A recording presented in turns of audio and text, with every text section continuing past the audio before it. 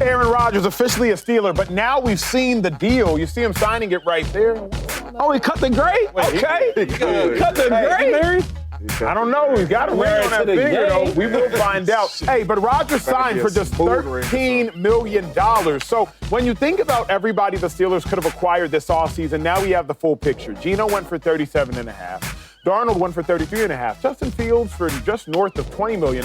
Aaron Rodgers, $13.7. And Russell Wilson, the Steelers starting quarterback of last year, for $10.5. We have been highly critical of the Steelers and how they handle things, but again, we didn't have all the information. Now we do. Aaron Rodgers, just $13.5 million. James, now that you have all of the information, can you suggest the Steelers got it right with Rodgers? Yeah, they had us all nervous and scared and all that you was going to go into the season with those quarterbacks you had on the roster. But, yeah, they ended up getting it right because even with all those dudes on that roster, if you paid them all the same amount of dollars, Aaron Rodgers is the best quarterback. So you could have went after Sam Darnold, you could have went after Justin Fields, Russell Wilson and all that, but Aaron Rodgers at 41 years old is still the best quarterback on that list. And you got him at the price that you got him at. So I definitely believe they got it right. It would have looked whole lot better if George Pickens was still there, but we'll talk about that later. But no, I definitely think they got it right, man. Aaron Rodgers still can play some good football, man. He does. He got a lot of good football left in him, man. I had sent something to my dog Shady because I'm like, man, I know we always want to talk about wins, but Aaron Rodgers, before the Achilles, was still playing really good football. He had 91 touchdown passes and 27 interceptions. This is Aaron Rodgers not including the Achilles season. Any team will take that. This is Aaron Rodgers not including his Achilles injury season. My man still has a lot of good football left to play. He's extremely smart. The football is coming out of his hands, so it's going to help your O-line. He still can play good football. So they absolutely got it right if you ask me. Graphics. You know what I'm saying? I did it just for you. I did it just for you. But probably the best agent of all time, Drew Rosenhaus. Yeah. He put me on something like this. He said, hey, listen, I can make any stat look great. That's what I called before. Yo, look. I'm looking at, he had like a little brochure he was showing everybody. He was trying to recruit. And it was Adrian Peterson on the left side, had me on the right side. And from the way it looked, like I'm way better than AP. So I said, what you got going on here? He said, yo, from the money, from this, that, he can make any stat look how he wants to. Because it's the same stats where I can show guys that don't have them type of stats and less, and they got more wins. You know what I'm saying? It's like, what do you want? It's team. Anyway, yes, the Steelers, they got it right. Thank God they're not going to that season with them type quarterbacks. I think the owner's happy now. He can talk about a quarterback that he knows exactly who he is, what's his number going to be, and what's his name. But you still have DK Metcalf, who I think is really, really good. I think this the veteran part of Aaron Rodgers, he will play well. So they got it right. Only thing is, it's funny, it's like for a quarterback, when they get older, they didn't want to get the market right. Because I was looking at all them quarterbacks on there with everybody got paid this offseason, and I'm thinking like, who would pay Justin Fields? Was it 30 million, 20 million? 20. Who would pay him that? I don't think it's a big market for people to give him 20 million. Geno Smith, he's okay, but like, are we dying to pay him 35? Sam Darnold, you had a great year and nobody wanted to even talk about being that quarterback at a certain number. So I just want to mention that because I hate how the market is. It's only for the quarterbacks. I was telling the NFLPA rep this, like, anyway. But I was saying, like, why does it wait for a quarterback to get older before they get the right amount of money they're supposed to get? That is where fair. every other position is like, oh, man, you're a little older. He's not as, we can't pay him that. I just hate how that goes. And to Shady's point, Fields got $30 million guaranteed. He got $20 million over the course of each year. About that, $40 million deal, but $30 million guaranteed. Chase, talk to us. You're the quarterback. Did the Steelers get it right? I'm back and forth on this one. And for this year, yeah. But for the last 8 years since Big Ben, no, they haven't. I'll focus mainly on this year. When you get a guy, a future Hall of Famer, for $13.65 million, I mean, guys, that is very cheap. They won that, no doubt about it. But then you look at what they could have had, and they wanted 5 other guys before Aaron Rodgers. Like, their number one was Matthew Stafford. That's how I see the only way they got this right is if they would have gotten Matthew Stafford, because you have a franchise guy for the next 2 or 3 years. With Rodgers, it's a 1-year rental. So that's fine and all, but I still don't see them making the playoffs. And if they do, I don't see them winning a playoff game because I don't think Aaron, at this point in his career, like your stats, 91 touchdowns. Yeah, it's a lot. Okay, but to Shady's point, the Aaron Rodgers-led Packers or Jets have not made the playoffs in 3 years. Yep. They have not been they have not made the playoffs. And so his 2021 MVP season is great, but you look at the Pittsburgh Steelers schedule, they're the 10th toughest schedule in the NFL. Pittsburgh lost their leading rusher, leading passer, leading receiver, and the last 3 times that has happened, guys, teams have finished 2-15, 3-13, 5-11. So I just don't know why all of a sudden we think that this Rodgers team is going to make the playoffs and make some noise. They have some issues on defense. They traded away George Pickens. I think it would have helped if they would have stayed. But for me, it's like, man, I can't shake that they haven't won a playoff game since 2016. Now, that's fair. And so for me, it's like, what does Rodgers get you 1 year, and then you're starting all over again next year? The reason I'll say they got this right is, and obviously I talk a lot of blackjack often. I play with my dog 2-5, and I learned a lot playing with Shady McCoy because you ain't always going to win, but you got to win more than you lose. And what I learned sitting at that blackjack table is you're not going to win every hand. Just make sure you make the best decision with the information you're given. That's acquiring Aaron Rodgers. If the Steelers aren't going to make the playoffs with Aaron Rodgers, Chase, I would suggest they weren't going to make the playoffs with anybody.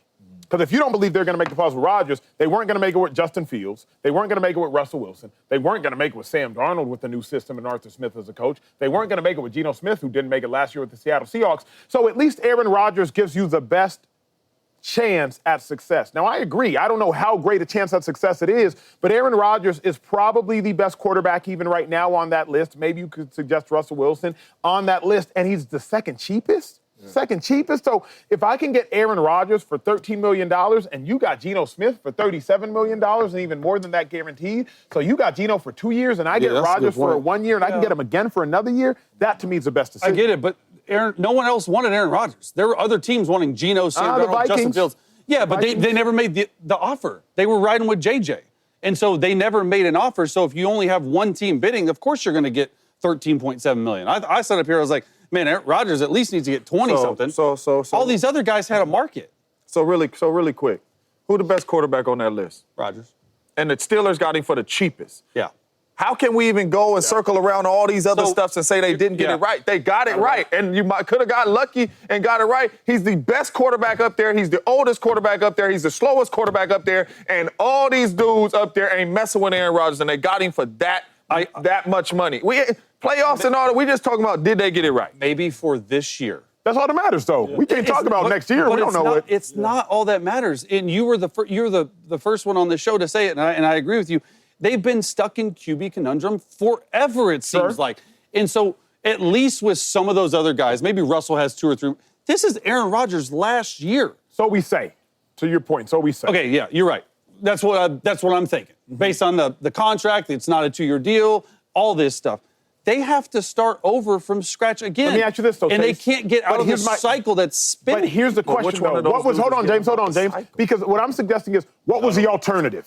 Sam Darnold is not a better alternative. And now get this. Now you would have been stuck with Darnold for like 3 years. So now you're stuck with mediocrity and maybe below mediocrity for 3 years. If it's Geno Smith, now you're stuck with mediocrity, maybe below mediocrity for 2 to 3 years. If it's Russell Wilson or Justin Fields, now I would rather have a 1-year rental, move off of Aaron Rodgers in 1 year for this allegedly great quarterback class that we don't know how good it's going to be because you don't know how good any college quarterback's going to be. Now, the quarterback class is hyped up a lot, but again, I don't believe that either. You just never know. So, to me, Chase, all things considered, it's the best decision because then you can move off of him in a year. What's the alternative? Darnold is not a better alternative in my mind. Hell no. He can't be. Hell no. Explain that a little bit more. Because you're saying mediocrity, right? He didn't have a mediocre season last year, and it's one season, right? And he's been not great most of his career. Yeah, been bad. Been bad, right? Been bad. But this could be a turning point for. I'm not saying Darnold's the answer. All I'm saying is like, there's a reason why the Pittsburgh Steelers wanted Aaron Rodgers 5th out of all those guys. Now I don't know what it is. Okay, and probably because it's 1 year and they wanted to maybe have a guy for 2 or 3 years. I don't think it's the wrong decision for this year. I don't. I do think Aaron Rodgers probably gives them the best chance to win this year.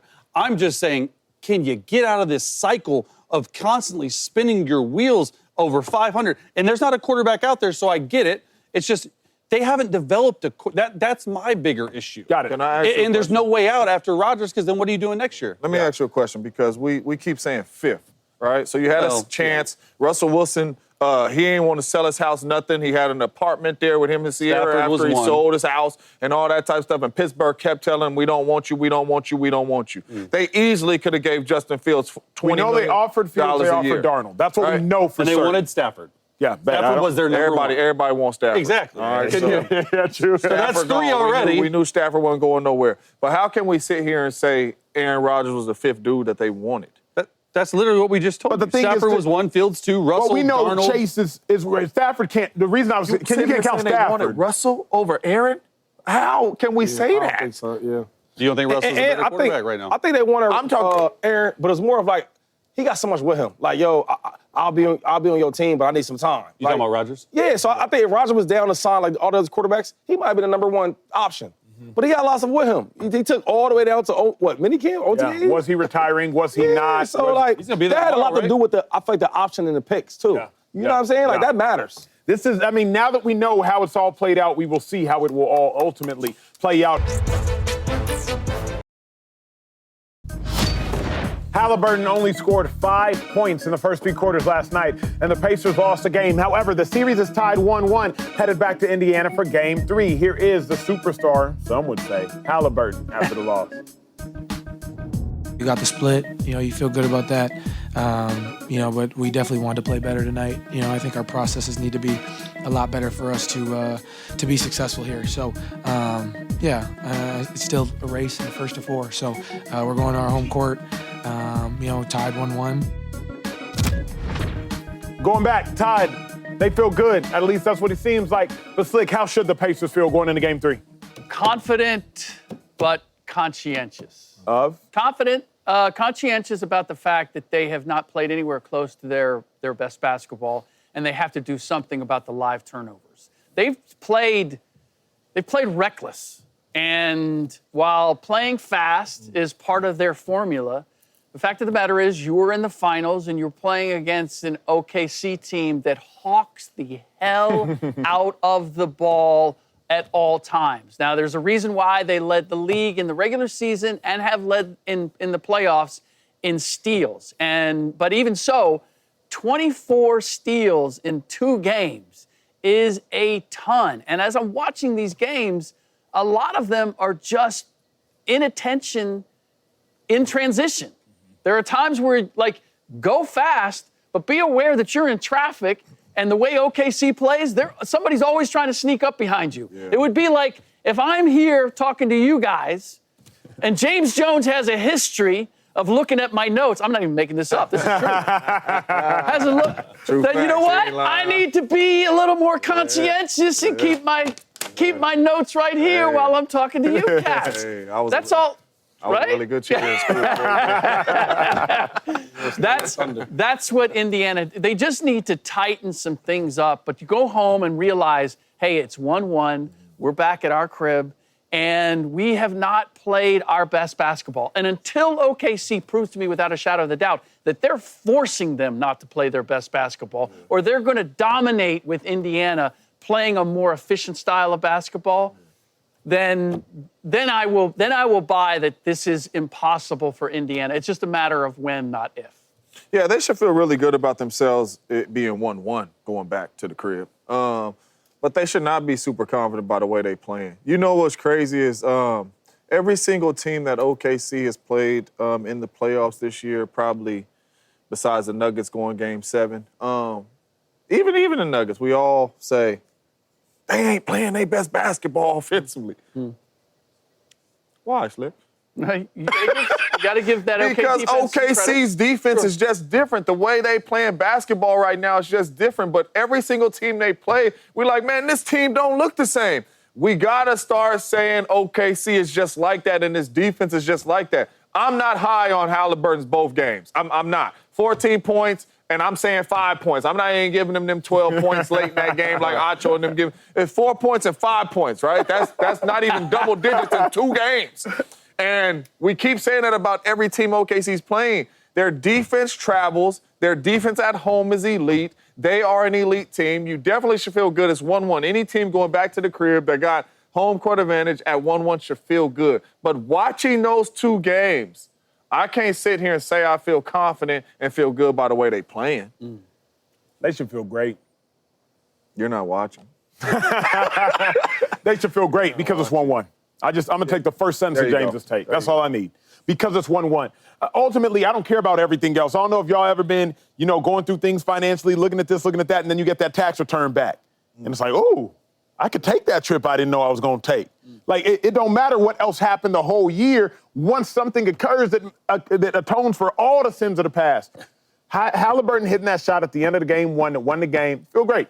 It's 1-1. Y'all went into OKC and y'all won a game. Remember, we all said that OKC was for sure going to dismantle them at home. Many of us either thought it was going to be a gentleman's sweep or a sweep. And minimum sweep is out the window now. You should feel great. You're winning the series.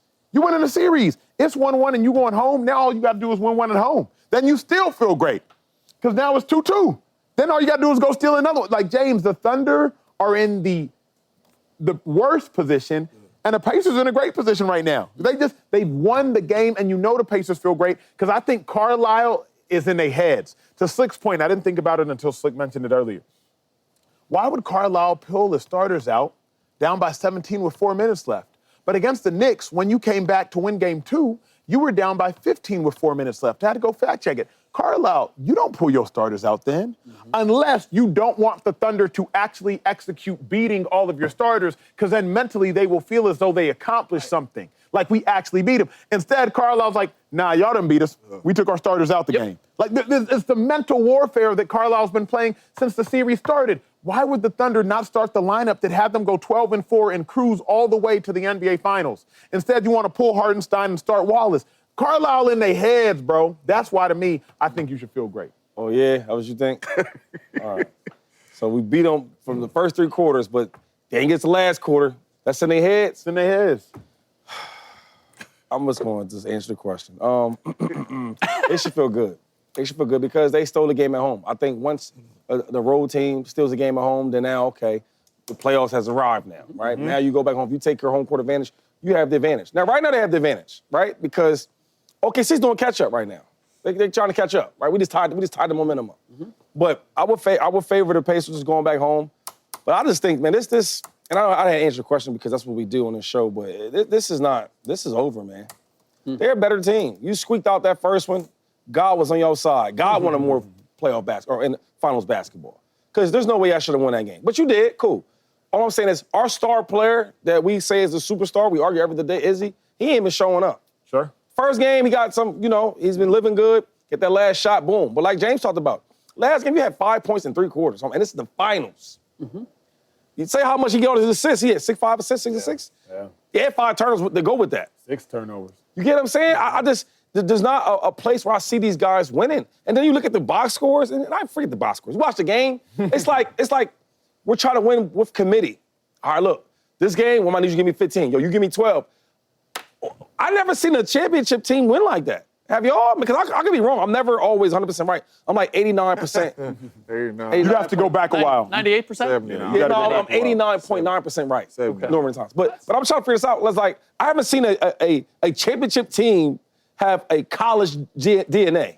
Yeah. We're like, let's pitch in together, right? We're going to team, box out rebound, right? We're going to average 15, 12, 13, 17. Hopefully one day you get 20. Like the other day, we had whenever producers talking about Toppin, right? How Toppin plays so well the first game. If only if he could have made 10 points next game. I'm thinking like 10 points. That ain't what he do. Now y'all counting all these people that contribute that don't really contribute.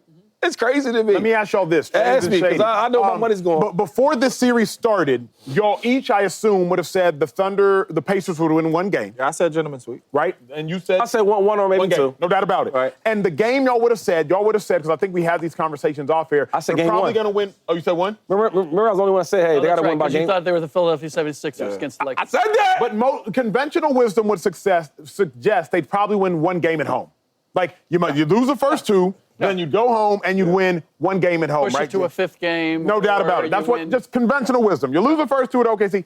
If that still is going to occur, that they'll go win 1 game at home, I would say, James, Shady, they're in a great position. Because now at minimum it's 2-2. They won, yeah. Like at minimum it's 2-2, going back game 5 and okay. Saying they're going to win one right now at home. Yeah. Yeah, I don't think they are. Oh, so now you don't think so No, I'm anymore. saying I said it was going to be a gentleman's sweep, 4-1. I didn't care You're still where. saying with that? Yeah, I didn't care where the win came from. Yeah. I don't know if my cable might be tripping.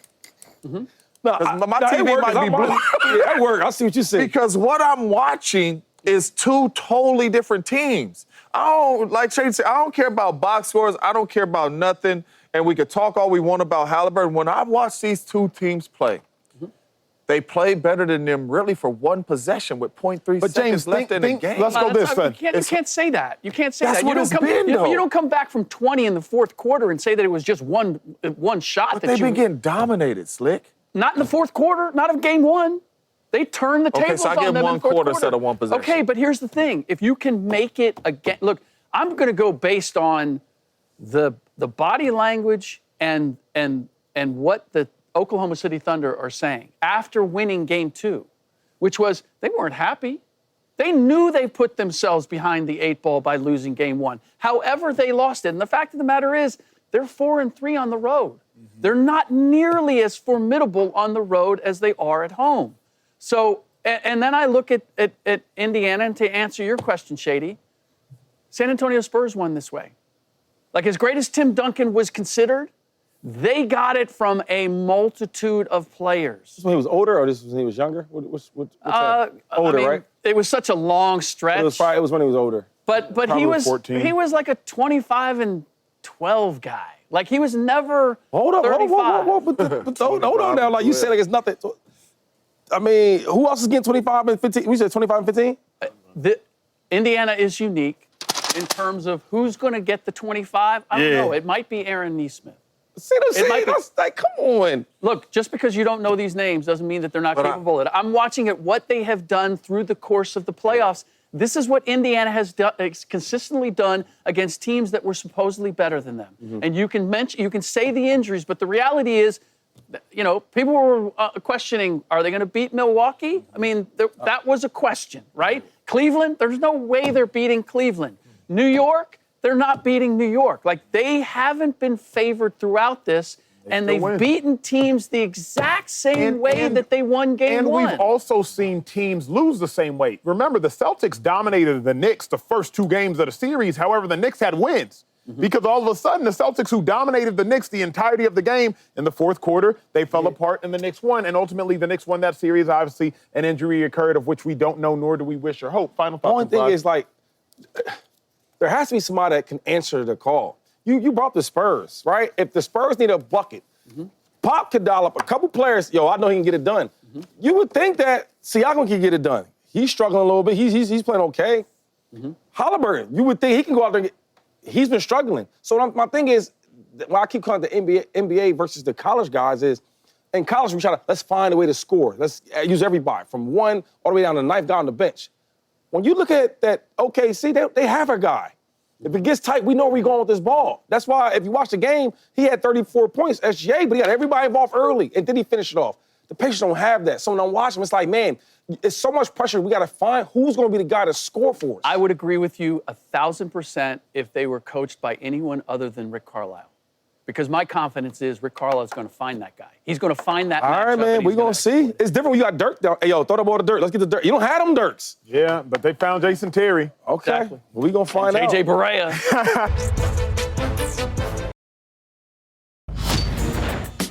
Reports say the Packers will release cornerback Jaire Alexander, a 2-time All-Pro, but has dealt with injuries the last 2 seasons. Packers, they start their mandatory minicamp tomorrow, asking the Green Bay Packer legend James Jones on set.